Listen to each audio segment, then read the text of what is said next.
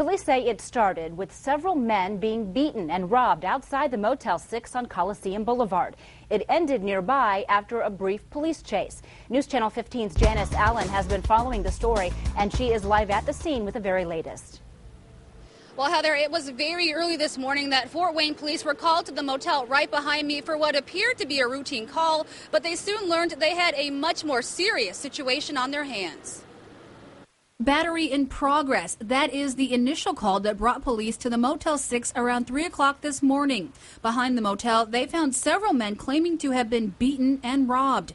Details quickly escalated the situation to an armed robbery, and more officers were called to the scene. That's when a number of officers saw two cars pulling away quickly from the motel. They followed, and after a brief chase, they ended up here at the intersection of Centennial and Independence. Police were able to quickly identify the suspect's car as a black GMC truck. The other belonged to a witness who tried to stop the suspects as they fled. This witness told police he saw one of the men in the truck beat somebody at the motel until he was, quote, almost dead.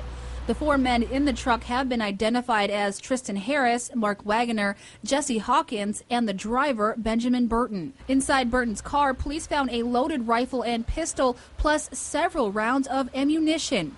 Burton was also illegally wearing a bulletproof vest.